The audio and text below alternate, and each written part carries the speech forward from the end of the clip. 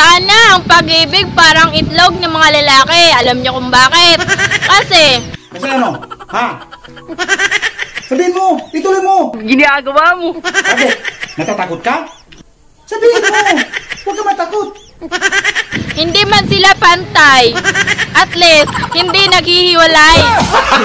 Gago! Ang mag-asawa.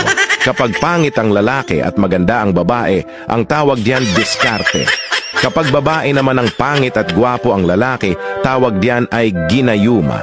Kapag sila ay gwapo at maganda, tawag diyan ay itinadhana. Pero kapag ang mag-asawa ay parehong pangit, ang tawag diyan ay no choice. Kung saan ako naghanap ng magandang klase ng mani. Diyos ko, sa'yo ko lang pala makikita ang pinakamagandang klase ng mani na hinahanap ko.